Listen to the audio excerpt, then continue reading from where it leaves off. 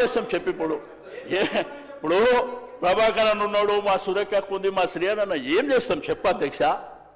మాకు ఇంకా ఒక భయం, గ్రామాలలో భయపడేటువంటి పరిస్థితులు ఇంకా ఉన్నాయి మాకేందంటే ఆ వాతావరణం ఆ రాజకీయాలలో ఎదగాలంటే ఎన్ని దక్కి ముక్కీలు తిని తిని తిని ఒక స్థాయికి వచ్చినాము, మళ్ళా తొక్కేసారేమో అనేటువంటి భయం.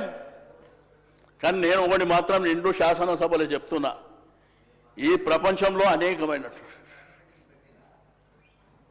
సార్ గౌరవనీయులు సీనియర్లు సార్ అనేక సభలు చూసిండ్రు.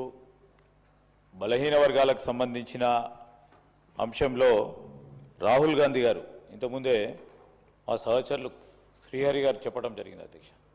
చరిత్రలో తప్పిదాలు జరుగుతాయి, దాన్ని సవరణ చేసుకోవాల్సిన బాధ్యత కూడా మా పైన ఉందని విశాలమైన హృదయంతో రాహుల్ గాంధీ గారు చరిత్రలో నిజంగానే చెప్తా ఉన్నాం సార్, ఏ నాయకుడు కూడా వెనుకకు పోయి చెప్పాడు, చరిత్రలో తప్పు జరిగింది దాన్ని సవరణ చేస్తామని ముందుకొచ్చిన మహానాయకుడు సార్ రాహుల్ గాంధీ గారు.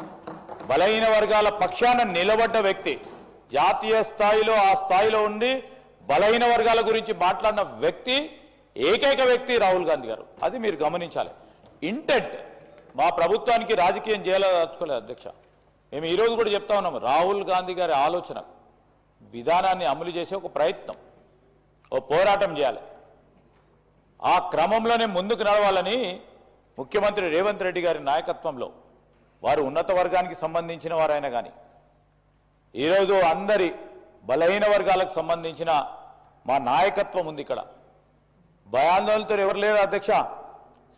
పెద్దలు శ్రీనివాస్ యాదవ్ గారు చెప్పినట్టు మా పొన్నం ప్రభాకర్ గారు ఎన్ఎస్యుఐ, యూత్ కాంగ్రెస్, అదేవిధంగా సీనియర్ కాంగ్రెస్లో పోరాటం చేసిన వ్యక్తి. ఆయన ఎవరికి భయపడడు.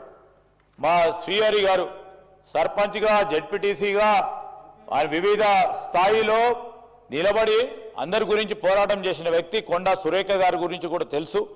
బలహీన వర్గాలకు సంబంధించిన మా నాయకులందరూ కూడా ఈరోజు మాట్లాడి శక్తి గల ఉన్న నాయకులు అధ్యక్ష. ఎక్కడ కూడా ఎవరు భయపడే ప్రసక్తి కూడా లేదు వారు. ఈరోజు మేము చెప్తా ఉన్నాం, అంత నాయకత్వం ఉంది మా దగ్గర అధ్యక్ష. మేము అడుగుతా ఉన్నాం అధ్యక్ష, వారు ఒక్కరో ఇద్దరో ముగ్గురో మా మంత్రులకు సంబంధించిన ఎక్కడైతే ఇంకా అవకాశం ఉందో వారిని నింపాలంటున్నారు. తప్పులేదు అధ్యక్ష, అది కూడా మాట్లాడినరు, ఇది కూడా మాట్లాడినరు కేటీఆర్ గారు. ఈరోజు మేము అడుగుతా ఉన్నాం, పోరాటం చేస్తున్నప్పుడు పోరాటంలో మేము కూడా వచ్చి కలుస్తాం అని బీజేపీ వారు కేంద్రంలో ఉంటే వారికి వ్యతిరేకంగా పోరాటం చేయాలని మేము ఢిల్లీలో పోరాటం చేస్తే కలిసి రండి అంటే రాలేదు. బీజేపీ వాళ్ళతో భయపడ్డారో మాకు తెలియదు. సరే రాలేకపోయారు. ఈరోజు మేమేం పోరాటం చేస్తున్నాం అధ్యక్ష, ఈరోజు డెడికేటెడ్ కమిషన్ ద్వారా ప్రక్రియను మొదలుపెట్టుకొని ముందుకు నడవండి అని కోర్టు జడ్జిమెంట్లకు అనుగుణంగా ఒక ప్రయత్నం చేసినాం. రాహుల్ గాంధీ గారు హైదరాబాద్కు సంబంధించి వారి సందర్శన సమయంలో బలహీన వర్గాలకు సంబంధించిన మీటింగ్ ఏర్పాటు చేసినప్పుడు ఓ మాట చెప్పిన అధ్యక్ష, పోరాటం చేస్తూనే ఉంటాం, మేము ప్రభుత్వంలోకి రాగానే ఖచ్చితంగా చేసి తీరుతాము, ఈ పోరాటంలో ముందుకెళ్తామని చెప్పడం కూడా జరిగింది అధ్యక్ష. ఈరోజు సీతక్క గారు చెప్పింది ఏంది, మా లక్ష్యం, మా ఆలోచన, మా ఉద్దేశాన్ని చెప్పాం. మీకు ఆ ఉద్దేశం కూడా లేకుండే, మీకు ఉద్దేశమే లేకుండే అధ్యక్ష. ఈరోజు శ్రీనివాస్ యాదవ్ గారి గురించి మా సోదరులు అన్నారు, వారి నాయకుడే. మీ నాయకత్వం గురించి మేము ప్రశ్నించలేదు అధ్యక్ష. ఈరోజు మీరు నాయకుడు అయితే బాగుంటుందని ఆశించిండ్రు తప్ప ఇంకేం ఆలోచన చేయలేదు. ఈరోజు మేము స్పీచ్లు ఇవ్వడానికి కాదు, మా ఆలోచన, మా లక్ష్యం చెప్పడానికి ప్రయత్నం చేసినాం అధ్యక్ష. ప్రయత్నంలో ఉంటాం అధ్యక్ష. ఇంకా 2 సంవత్సరాలు కానీ, సంవత్సరం కానీ, నెల కానీ ఆ ప్రయత్నంలోనే ముందుకు సాగే కార్యక్రమం కూడా చేయటం జరుగుతుంది. రాహుల్ గాంధీ గారు, అదేవిధంగా పార్లమెంట్ సభ్యులు సార్, ఈరోజు రాహుల్ గాంధీ గారు మా కాంగ్రెస్ పార్టీకి సంబంధించిన పార్లమెంట్ సభ్యులు, ఇండియా కూటమికి సంబంధించిన పార్లమెంట్ సభ్యులు కూడా రాష్ట్రపతి దగ్గరికి వెళ్ళి ఈ బలహీన వర్గాలకు సంబంధించిన రిజర్వేషన్ గురించి కూడా ప్రయత్నం చేసిన అధ్యక్ష.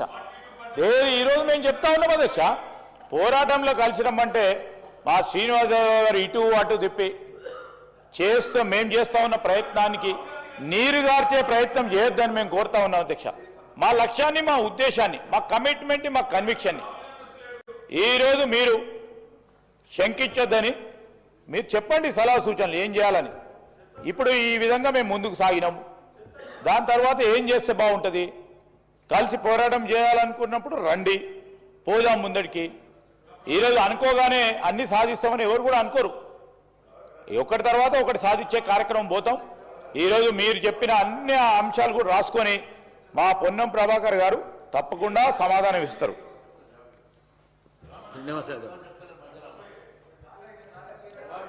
అధ్యక్ష, నేను రాహుల్ గాంధీ గారిని తప్పుపట్టలేదు అధ్యక్ష. నేను అడిగిందల్లా సీనన్న 2 నిమిషాలు కూర్చోవి. శ్రీధరన్న చెప్పిండు, సార్ నేను రాహుల్ గాంధీ గారిని తప్పుపట్టలేదు సార్. రాహుల్ గాంధీ గారికి ఆలోచన విధానం ఉండొచ్చు, దాన్ని నేను వ్యతిరేకించలే. ఆ రోజు ఢిల్లీలో జరిగినటువంటి రెండోది కులగణన ప్రాసెస్, శ్రీధరన్న నీకంటే ఈ శాసనసభలో ఎక్కువ ఎవరికి తెలియదు. బీసీ కమిషన్ వదిలిపెట్టి డిపార్ట్మెంట్